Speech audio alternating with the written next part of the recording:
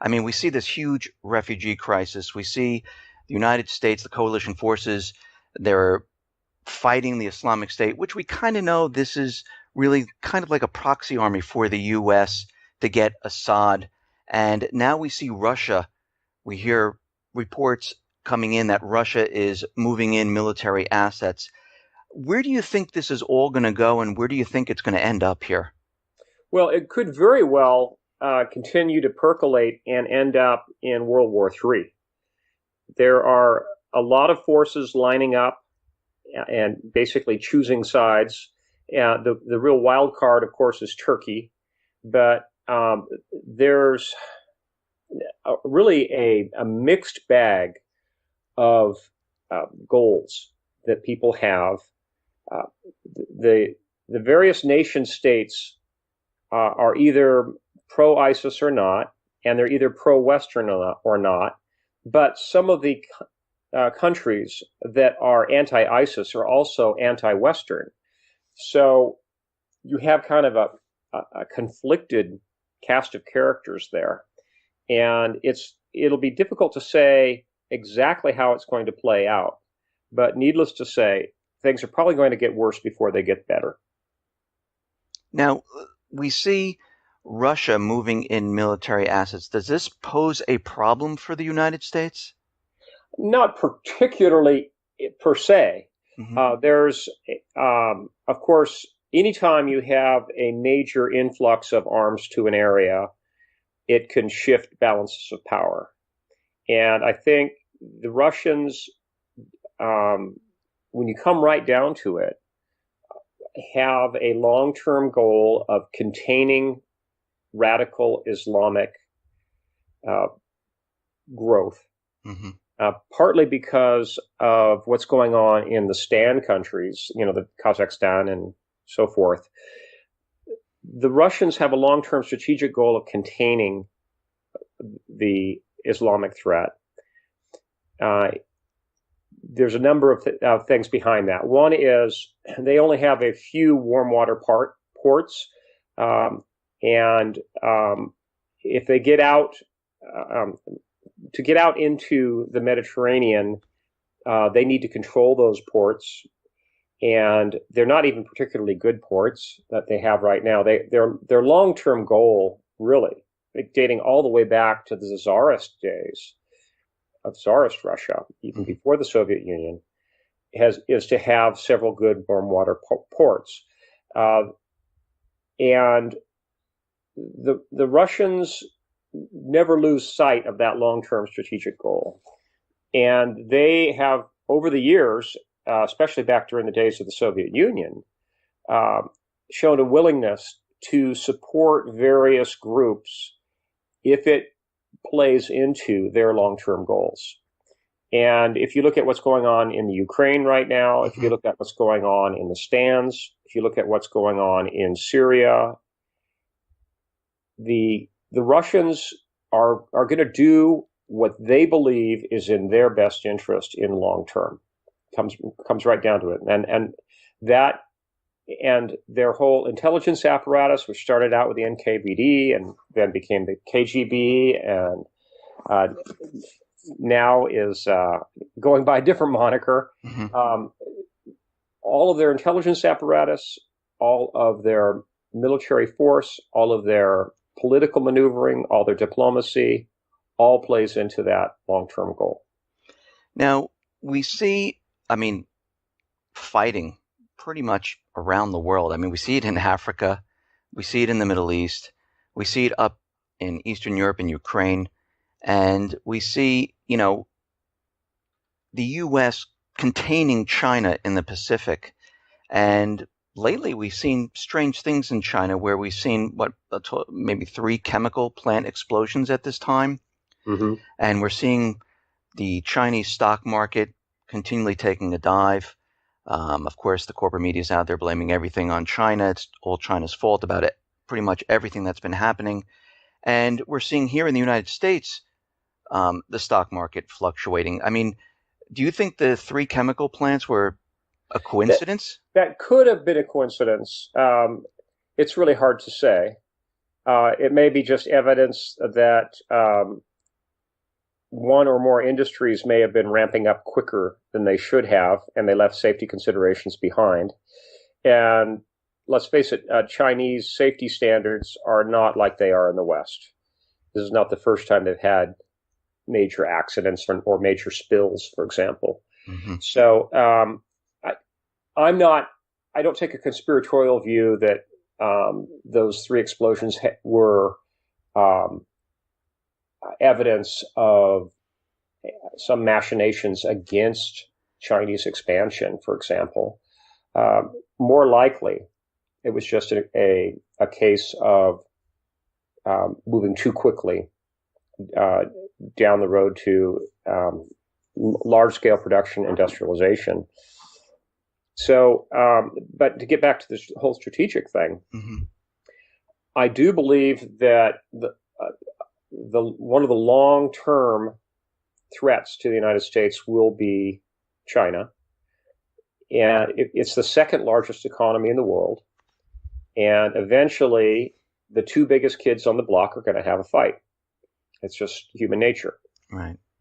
So, as I pointed out in my novel Liberators, there is the potential in the long term, even for Chinese expansion, territorial expansion, not just Taiwan, but they could have much larger goals reaching across the Pacific. And I think particularly in the long term, I'm talking 75, 100 years, they may be looking at Africa and they may be looking at Australia in particular as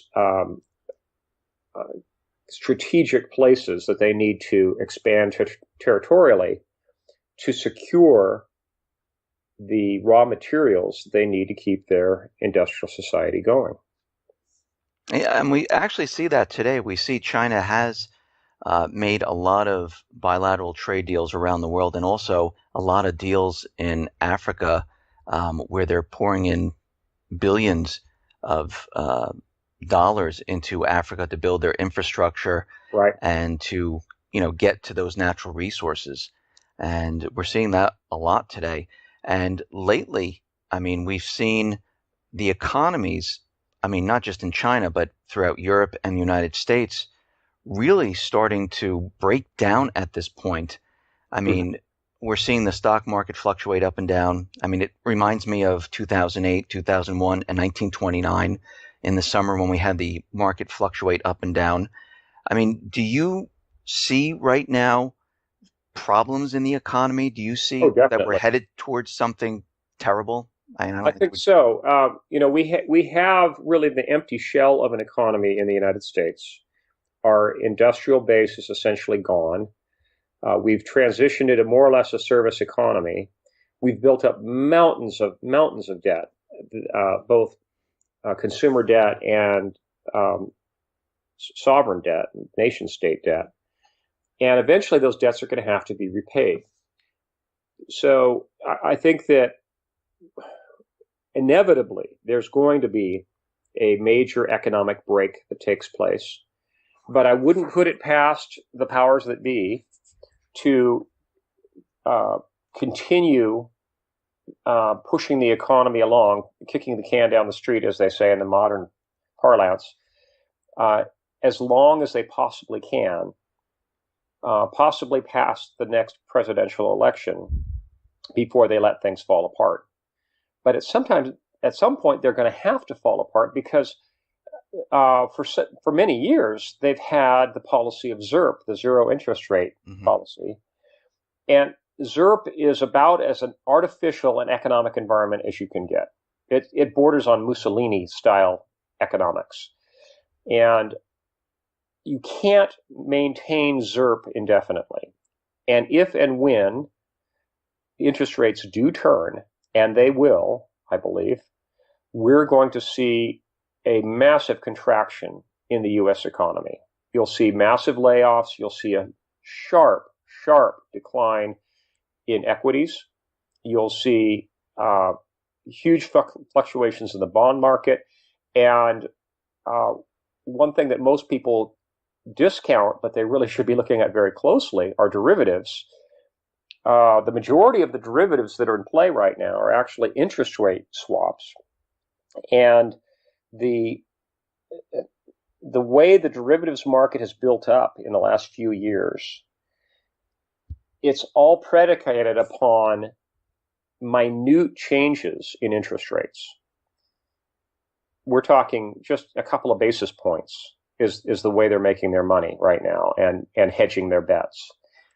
If there were a large swing in interest rates, I think it would catch the derivatives market by surprise. They could get absolutely blindsided. There could be huge losses, and the counterparty risk is tremendous. People have no concept of the implications of a large swing in interest rates imploding the derivatives market. And if and when that happens, it could be very, very ugly. The counterparty risk is huge. And the greatest risk, of course, is that you have a missing counterparty. The derivatives market, in essence, is a pretty wise thing. It's hedging your bets. It's mitigating your risk, but and normally it operates in such a way that it all ends up as a zero-sum gain. But if you have a counterparty that disappears, you're basically left holding the bag, and to the tune of not billions but even trillions of dollars are in play right now, and the risk is tremendous. So, I mean, we hear the Fed talking about raising interest rates, sometimes this fall. I mean, they keep changing when they're going to do this. Do you think they're actually going to raise the interest rates? They could incrementally, but I think what is more likely to happen is they'll raise rates briefly, the economy will go into a stall, and then they'll backpedal and they'll go back to ZIRP. Won't that have an effect on the markets? And oh yeah, yeah, I mean, people are going to say, okay, you tried it, you brought the interest rates up, it didn't work, so and everyone will see that they backed themselves into a corner and they have nowhere to go but zero. So, I mean, at this point when they do this is, I mean, their credibility at that point in time, if they actually go ahead and do this, goes to zero. Right. Their credibility will be shot. Yeah. And it won't be just credibility in the American equities market. It won't be credibility in U.S. Treasury paper, but it may be credibility of the dollar as a currency unit. The dollar itself may lose credibility. Right now, we're in a kind of an odd situation where there have been all this turmoil in the Eurozone, and the U.S. is actually seen as a relative safe haven. And one of the things that's keeping the dollar strong right now and keeping the American equities market up is a massive influx of money coming in from Europe because they don't consider the European markets to be safe, or even the euro as a currency unit to be safe. But that can't go on forever either. At some point, all confidence is going to be lost in the dollar. And when that happens, watch out. It could be very, very ugly. Now, I wanted to talk to you about cyber attacks, cyber espionage. I mean, we hear a lot of things in the corporate media, alternative media about, cyber 9/11, cyber Pearl Harbors. We're seeing NORAD. They decided to refurbish Cheyenne Mountain and they're moving back in. The stock exchange decided to create a disaster site in Chicago. And, the U.S. government is actually pointing fingers at China, could be sanctioning them, pointing their fingers at Russia, North Korea. I mean, what do you see coming? Do you see a cyber Pearl Harbor, cyber 9/11 coming? There very well could be. And if you look at the map of cyber attacks that goes on every day, and there's actually a live map that you can find. It was linked to in my blog a few weeks ago. The majority of those attacks are coming out of China. And those are really, when you come right down to it, just test attacks. That's not the main event. Those are just probing for vulnerabilities. And we actually have vulnerabilities in at least 3 distinct areas. First, we have the vulnerability to viruses and Trojans and backdoors. Secondarily, we have vulnerability to EMP. And thirdly, we have a vulnerability to solar flares. So even if some malicious hacker or hacker group or nation state that hires a bunch of hackers doesn't do in the system, our own sun may do in the system, simply with another Carrington event scale solar flare, an X-class solar flare. So there's huge vulnerabilities. Just to bring your readers up to speed, the vulnerabilities that exist are not just in the financial markets, but they're also in our physical infrastructure, in our water system, our natural gas pipelines, our oil refineries, our hydroelectric dams, our whole system of electrical power distribution, all the way from the producing plants all the way to your individual power meter. They're all vulnerable to attack. What's happened is back in the 1950s and the 1960s, when they first automated these systems, they didn't even envision hacking. And the systems that they developed were originally standalone systems. And the blanket term for this is SCADA, which stands for System Control and Data Acquisition. The SCADA software that they started building was fairly rudimentary at first. It was standalone. It could only be changed by logging into the system itself and making changes on site. Then they added a dial-up modem layer of communications to that system. And then eventually they added an internet access layer of communications to those systems. But the original software that was developed still exists, and it in itself is not very robust in terms of vulnerability to hacker attacks. And the communications layers that they added on top have their own vulnerabilities.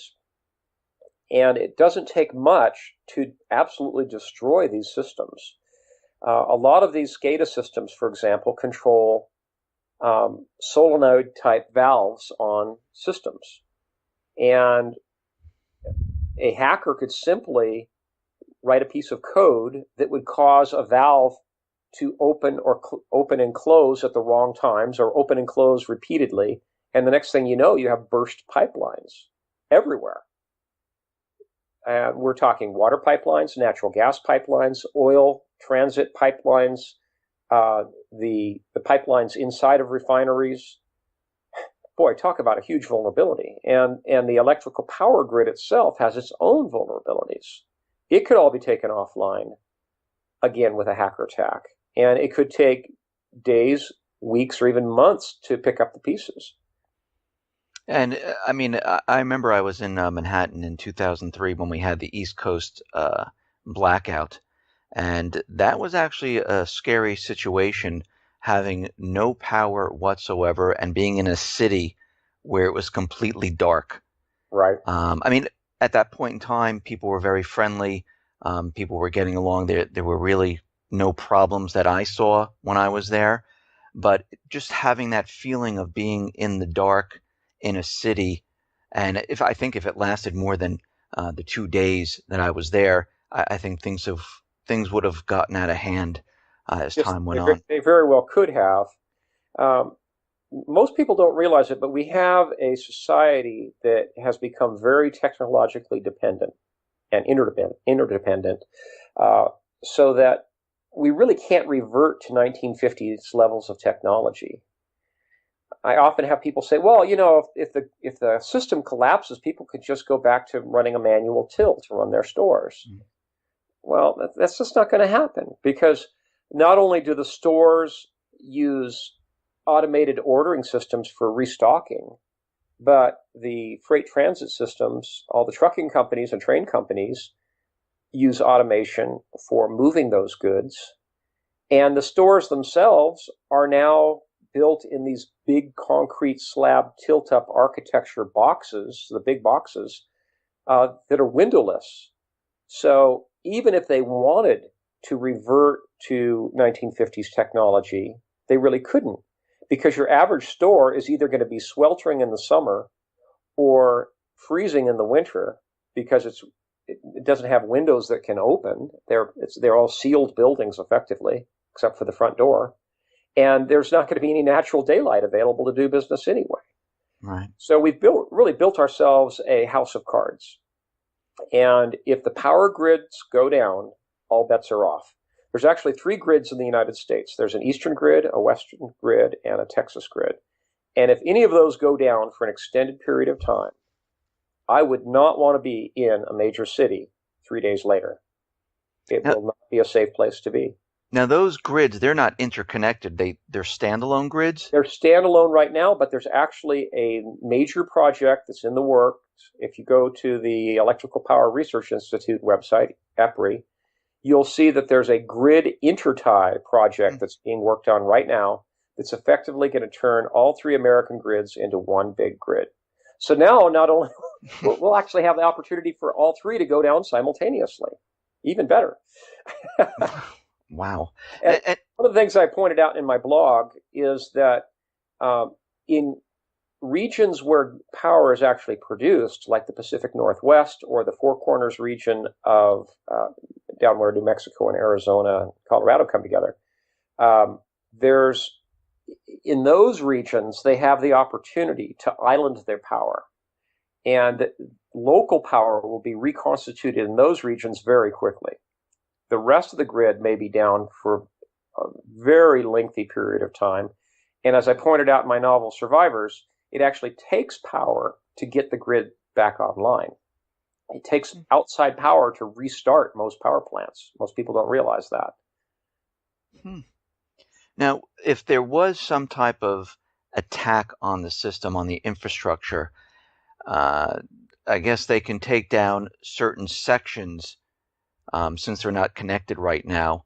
But you don't, at this point in time, do you think it's possible to take down all of them at the same time? Yes, if it's planned in advance and they have malicious code that they have ready to inject into those SCADA systems, they could very well time it so they could simultaneously bring down all 3 grids, and even the Hawaii grid, which is independent, of course. Mm-hmm.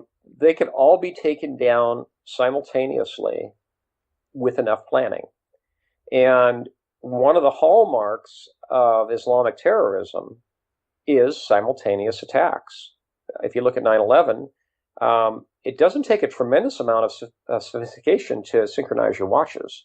Mm-hmm.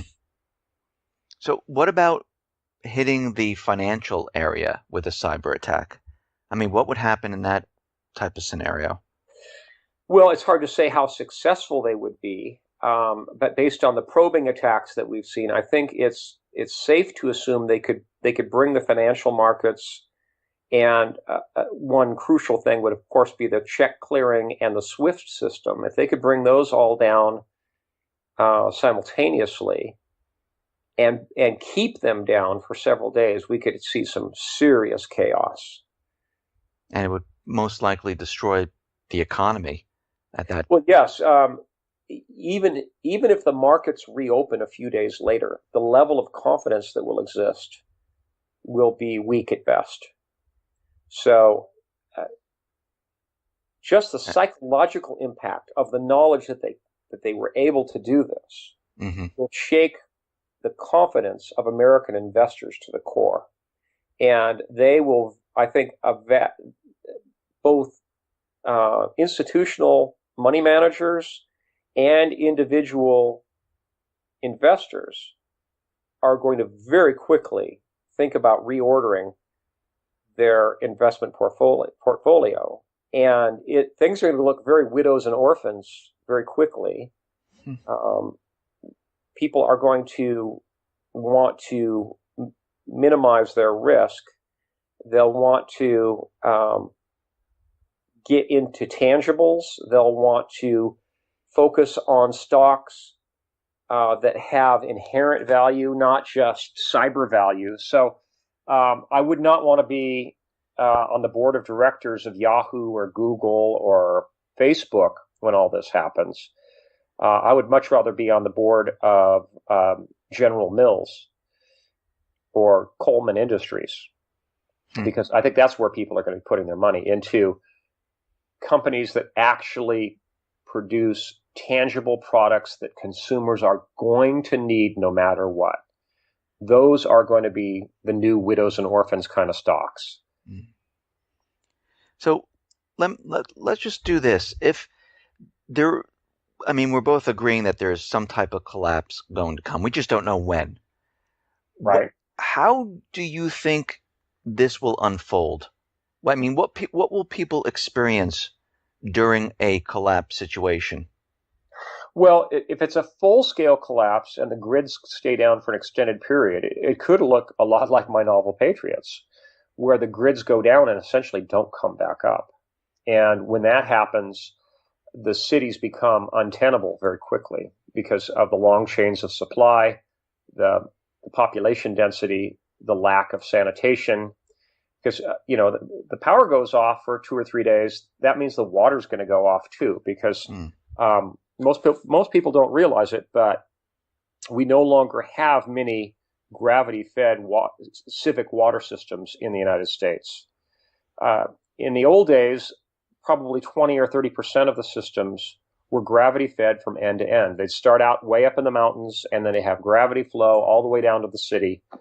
And if the power grid went down, it would have made a difference. But now we have systems that have pumps everywhere, and where, especially in places like the Midwest, where you're pumping water up to these gravity tanks, and then you have gravity flow back down. But even in the systems that were previously gravity flow from end to end, they, because of the EPA's standards on water clarity, they have these what they call turbidity standards for the water. They require all the water to be pumped through filtration systems. And they have physically set up these systems where the water they can't bypass the pumps and the filters. The water systems are set up with the assumption that the grid power will always be there, or will be shortly be restored if there's an outage. So even if they wanted to, they couldn't revert to gravity flow from end to end, not without a lot of physical rework we're talking some really large pipes. We're talking 24-inch diameter pipes. You don't just switch those around in the matter of a day or two. So when the power grids go down, the water system will go down. When the water system goes down, people will not only not have drinking water, but their toilets won't flush, and it's going to be a public health nightmare. At least in third world countries, people have the common sense to, dig outhouses and not foul the water upstream from them. Hmm. We have a very urbanized society that has basically no clue about how to live in third world living standards. And it's going to be a public health nightmare. We're going to see outbreaks of all sorts of diseases very quickly if we have a situation where the toilets aren't flushing. And how are people going to get food, drinking water? I mean, how are they going to survive through this? Well, in the big cities, a lot of them simply won't, especially in the Northeast, for example, where if this were to happen, say, in the fall or the winter, by the next spring, you could see a 50% die-off of the population. There's simply too many people in too little space who are too dependent on the system. And you have just a huge cascade of vulnerabilities that are going to come into play. You've got a huge number of people that are dependent upon medical oxygen and insulin and CPAP machines and heart medicines and antipsychotic drugs and everything else. You've got the whole medical aspect. You've got the physical transport of food. And if that breaks down for more than a week, most families don't have more than 3 or 4 days worth of food on hand. So you're going to see massive rioting, looting going on in the big cities. And if the looting gets bad enough, the truckers won't feel safe even driving food into the cities. So the cities will effectively just implode. And when they do, that's going to mean huge outpourings of refugees from the big cities into the larger countryside, and that's going to have a whole cascade of effects as well, all of its own, because you're going to have it's the inverse square law. You've got that huge mass of population going out into the wider countryside, and the suburbs are going to get hit first, and then the countryside. And conceivably, we could see a complete breakdown of law and order and absolute chaos for an extended period of time until there is a die-off of population. And that's what I described in my novel Founders. We could see a huge depopulation, primarily in the cities. The safest places are going to be in very rural, food-producing regions with independent power that are well removed from the major population centers. And that's one reason why I've encouraged all the readers of my blog to move to the inland Northwest, because I consider it to be geographically the safest place to be in the event of a major socioeconomic collapse. Now, if this, when this does occur, you talked about 50% of the population most likely will die. I mean, that sounds worse than a nuclear weapon. It is. It is, because, as I mentioned before, we've built ourselves a house of cards. We're so systems dependent that we literally cannot do business on more than just a face-to-face, neighbor-to-neighbor basis as a society without the power grids and without the internet. So during this time, what is the government going to be doing? The government is scrambling around and forming committees, just like it always does. And they really won't be able to do much. It'll basically be like Hurricane Katrina on a grand scale. If you look at the monumental level of incompetence that was displayed by FEMA and the other federal agencies with Hurricane Katrina 10 years ago, I think that's evident, and they really haven't improved that much since then. I think that's evidence that if there's a nationwide disaster, they're going to be absolutely unable to cope. I often like to say that FEMA, instead of standing for Federal Emergency Management Administration, actually stands for foolishly expecting meaningful aid. They're not going to be able to get much more than a little bit of bottled water and some MREs to a few population centers. Beyond that, everybody else is on their own. It's what I refer to as yo-yo time, which stands for you're on your own. I mean, do you think that's why individual families need to be prepared by themselves? They can't depend on government. They need to work together with their neighbors and perhaps with their church families and prepare on their own, because in the final analysis, you will be on your own. During this time, do you think the government will declare martial law? Oh, they can try, yes. Yeah, they may declare it, but in fact, a lot of the current talk that's going on about Jade Helm and about the possibility of a collapse in September or October, people banter around the term martial law without really thinking about what it would take to institute nationwide martial law. You would need a military force structure that's 5 or 10 times the size of what we have, and the cooperation of local and county, state law enforcement. And that would probably have to be 3 or 4 times the size it is to actually institute martial law.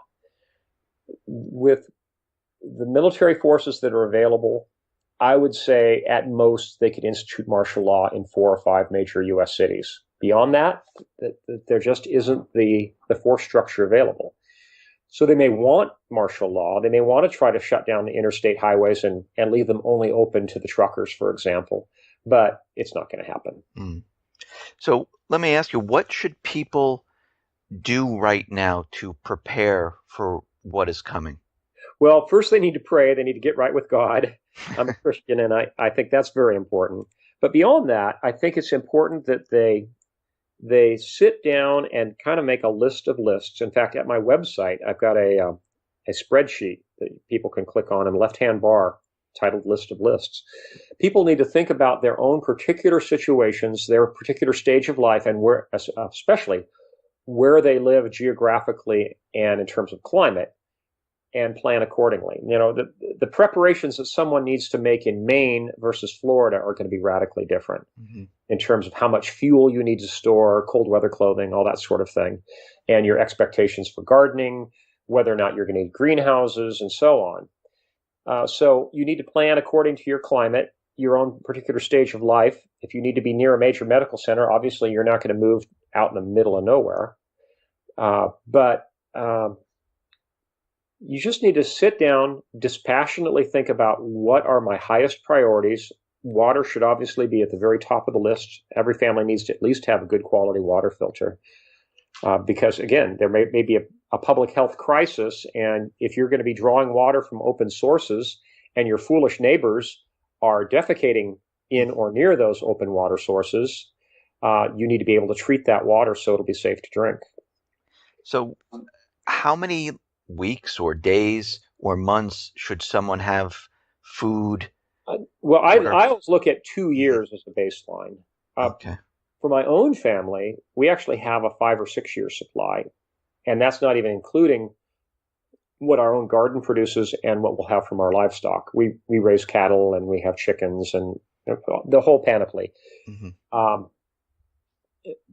I think it's important that people have at least a 2 year supply of food on hand and have a plan for relocating in a hurry, for bugging out, as we call it, so that you can basically beat the rush and get out of the big cities before all the freeways turn into permanent parking lots. Because once cars start to run out of gas, there's going to be the world's largest traffic jam, and it'll only eventually be cleared with heavy equipment. So you need to be ahead of that rush, getting out of the big cities.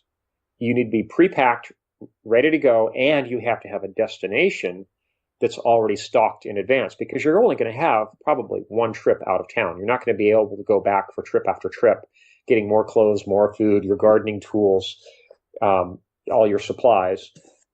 They're going to have to be pre-positioned at your retreat site. So if you don't have country cousins, you need to get to know some country friends right away. So do you think cash is important to have on hand, or gold and silver, or Well, I'm a big believer in both small denomination pre-1965 U.S. silver coinage, dimes and quarters primarily, as a means of barter. I'm also a big believer in common caliber ammunition, which in a really worst case scenario, people may not even be interested in silver coins. They're just going to want ammo. Right. And if you've got it in quantity and it's in a common caliber, you basically can name your own price for whatever you want. You'll have the ultimate barter currency. So a weapon is something that you would recommend? Oh, absolutely. Yes. Several. And the training to go with it. I've often been quoted as saying that owning a gun doesn't make anyone a shooter any more than owning a surfboard makes someone a surfer. You really need to practice with your guns regularly and become truly proficient with them. And you need to stock up all the standard stuff. You'll need cleaning equipment. You'll need a few spare parts. You'll need lots of extra magazines. You'll need web gear to carry around those magazines.